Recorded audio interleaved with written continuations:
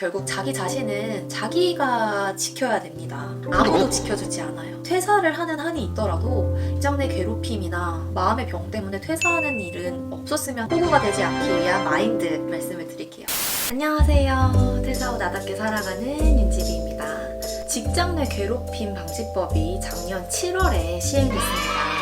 오늘은 이렇게 직장 내 괴롭힘 혹은 괴롭힘까지는 아니더라도 뭔가 불합리한 상황이나 내가 뭔가 점점 힘든 상황에 놓여져 있다라고 생각이 됐을 때 대처할 수 있는 마인드에 대해서 얘기를 한번 해보려고 합니다. 지난 영상에서는 이런 상황에 있을 때 어떻게 행동하면 좋고 어떻게 대처하면 좋은지에 대한 방법에 대해서 말씀드렸으니까요. 궁금하시면 이 영상을 참고해 주시길 바랄게요. 이 영상을 처음 보시는 분들을 위해서 저의 얘기를 말씀드리자면 말 그대로 직장 내 괴롭힘으로 인해서 우울증과 공황장애 그리고 사회불안장애를 앓고 퇴사를 하였습니다. 그리고 나서 지금 이 채널을 운영을 하다 보니 아무래도 저랑 비슷한 이유로 퇴사를 하신 분들 그리고 퇴사를 고민 중이신 분들이 찾아와 주시고 그런 사람들이 정말 많다는 거를 알게 되었어요. 이게 우리나라 회사의 구조적인 문제 그리고 우리나라 자체의 집단적인 문화의 폐해라고 생각이 드는데요. 저 같은 경우는 물론 상사의 괴롭힘이 정말 저의 퇴사의 가장 큰 문제였다고 생각을 하지만 퇴사까지 그리고 그렇게 마음의 병을 앓게 되기까지는 어느 정도 저의 대처 자세가 그 결과에 일조했다고 생각을 하기도 하거든요. 왜냐하면 제가 그런 상황을 처음 당했을 때 제가 대처를 제대로 하지 못했기 때문이에요. 만약에 대처를 제대로 했다면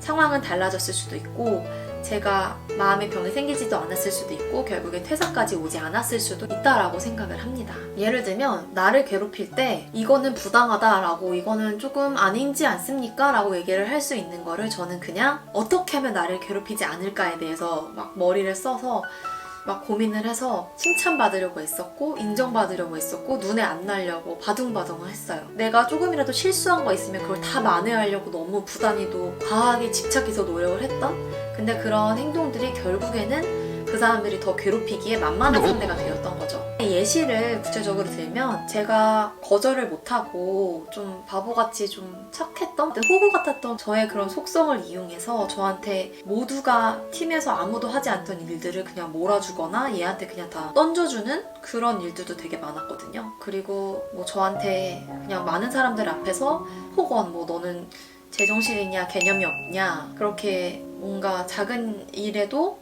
많은 사람들 앞에서 창피를 주고 망신을 주고 정신적으로 짓밟는 그런 행동들이 있었어요. 근데 그럼에도 불구하고 저는 거기에 어떠한 대응을 하지 않았다는 거 그리고 진짜 뭐 하다못해 입사하고 첫 팀에 있을 때는 남들보다 30분에서 1시간 정도 일찍 출근해서 다른 사람들이 책상에 뭐 쓰레기나 쓰레기통 비워주는 일 그리고 남들이 냉장고에 남긴 음식물 그런 쓰레기들을 처리하는 일을 저한테 시켰었거든요. 무려 한 4개월 동안 그 첫 팀에 있는 내내 근데 그런 거를 제가 다 방관하고 무슨 정신이었는지 모르겠어요. 제가 그거를 가만히 냅뒀다는 게 결국에는 사태를 점점 더 악화시킨 결과에 일조하지 않았나 그런 생각이 듭니다. 이렇게 단편적으로만 얘기하기엔 분명히 저의 잘못도 있었을 거고 하지만 저의 어떤 부족함이나 미숙함 때문일지라도 그걸로 인해서 괴롭힘의 도구로 삼았다던가 그런 수단으로 삼았다는 것 자체가 사실상은 정말 잘못된 일인 거죠. 만약에 이런 저의 부족한 점들, 약점들을 주변에 좋은 선배가 가까이 있었다면 저한테 조언을 해주고 좀 더 이렇게 하면 사회생활에 도움이 될 거다라고 얘기를 해주는 좋은 선배님이 있었으면 정말 좋았겠지만 회사에 아예 없다는 건 아니고 저의 가까이는 없었어요. 그래서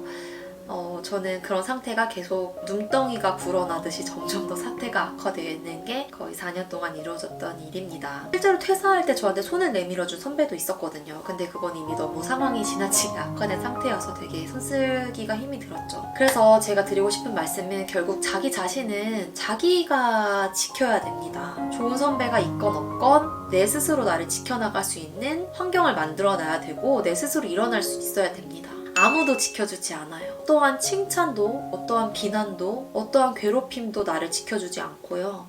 네, 여기서 호구가 되지 않기 위한 마인드 2가지를 말씀을 드릴게요.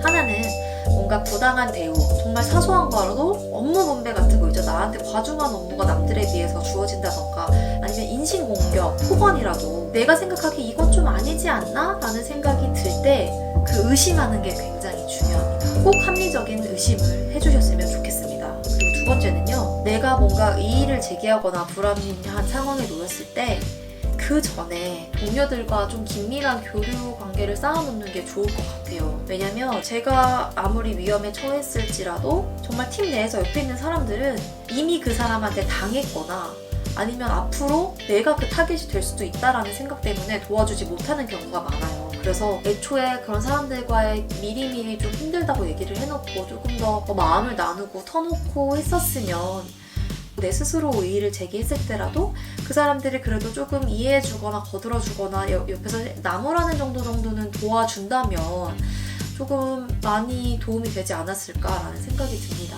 그래서 가능하다면 저는 퇴사를 하는 한이 있더라도 이런 직장 내 괴롭힘이나 마음의 병 때문에 퇴사하는 일은 없었으면 하는 마음에 이 영상을 찍게 되었습니다. 그래도 혹시 나올 생각이시라면 이쪽에 올라와져 있는 이 전 영상을 꼭 보고 퇴사를 해주셨으면 좋겠습니다.